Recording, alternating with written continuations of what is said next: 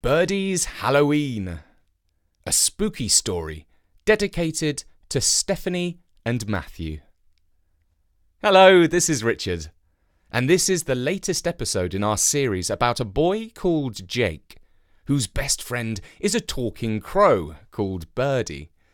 And to find out how and why we are dedicating it to Stephanie and Matthew, listen at the end of the story, and I'll tell you some of our news. Jake's mum always did the best and the scariest Halloween face painting.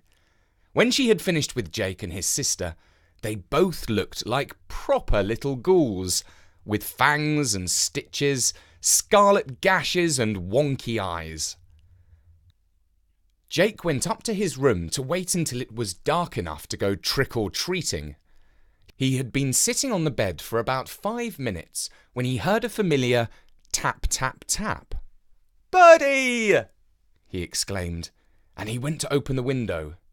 His best friend, a black crow, was perched in his favourite spot on the sill. He opened his beak and said, "Quoth the raven nevermore." "What does that mean?" asked Jake. "Oh, it's a bit of a spooky old poem," said Birdy. "Well, it didn't spook me," said Jake. "Talking of which, do you think I look scary?" Birdy put his face on one side and considered, while Jake pulled his top 3 scariest faces. "Well, I suppose you might look sort of scary to some people," said the bird at length. Jake was disappointed. "Is that all?" he said. "Wouldn't you be scared enough to give me some sweets?" "Nah," said Birdy. "If you want people to hand stuff over, you've got to scare them good and proper. That's what King Henry always used to say, and he was too right." "Well, what if I do it like this?" asked Jake. "What if I jump out of a shadow and go, wah?" "No, won't do," said Birdy. "Not at all scary. Look, I'm a bird, and I'm supposed to be easily frightened. But I'm not one bit. What you need to do is scare people out of their tiny minds, and then they'll hand over every sweet they've got in the house. And if you say that isn't enough, they will run down to the shop and spend all their money until you say you were satisfied." "Well, how am I supposed to do that? I'm just a kid." "You need help," concluded Birdy. And when Jake looked downcast, he added soothingly, "Don't worry. I'll help you put the frighteners on your neighbours because I'm your friend. Wait 5 minutes, then come out into the garden and I'll introduce you to someone who will sort all this out for you." 5 minutes felt like a century, but when it was time, Jake ran downstairs and out into the garden. It was dark and he could not see much. "Birdy, are you there?" "I'm here and there's someone I'd like you to meet," said Birdy. "But don't scream or run off or anything because she isn't going to hurt you." "Right," said Jake. But he felt pretty scared already, and that was before what happened next. In front of his eyes, a sort of misty shape started to appear, and it gradually took the shape of a lady. Soon he could see that she was dressed in a long velvety gown, and that she wore lots of pearly strings, including around the edges of a cap. She had reddish hair and a slightly long face. Do I know you?" stuttered Jake. The lady did not reply, but Birdy said, "Jake, the correct thing to do now is to kneel on one knee before her royal ladyship, Queen Anne Boleyn." Jake did as he was told. He looked up and asked, "Are you for real?"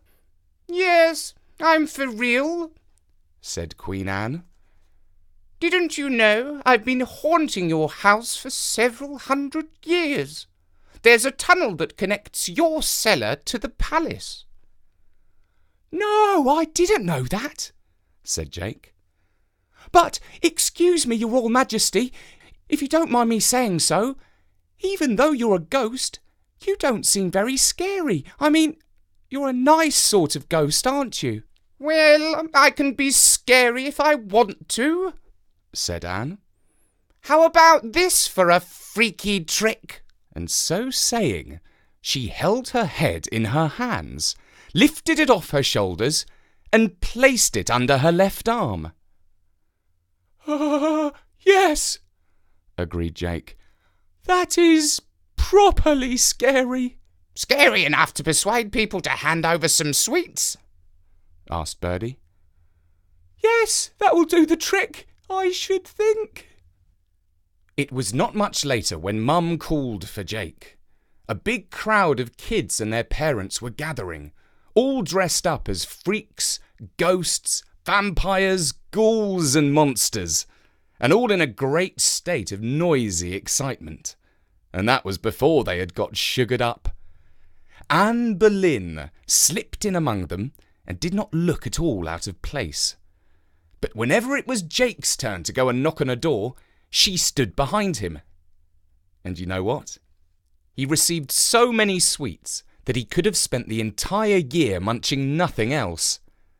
Only his mum and dad hid most of them because they were afraid he would make himself sick. And that was Birdy's Halloween, written for Storynory by Bertie and read by me, Richard.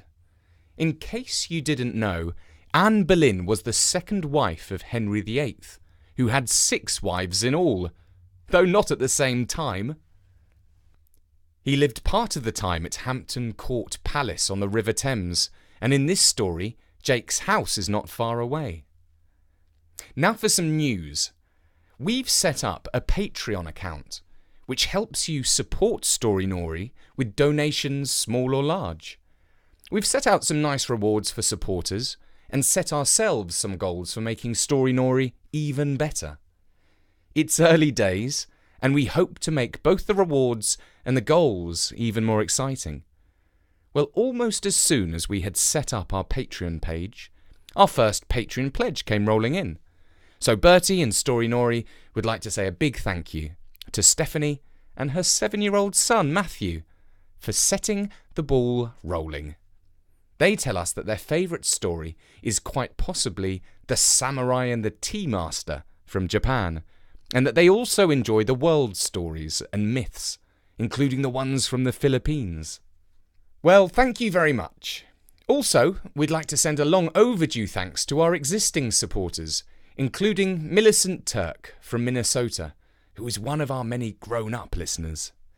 Also, huge thank yous to Janine Kate, David Barnett, David Tugas, Stephen McMillan, Julia Gage, Gina Herman, Henny Nauman Kane, Sarah Gupta, and families. Sorry we haven't mentioned everyone who has helped us over the years, but drop us a line and we'll give you a shout out. In the meantime, if you'd like to check out our Patreon page, you can find the link on storynory.com. For now, from me, Richard, have a super spooky Halloween!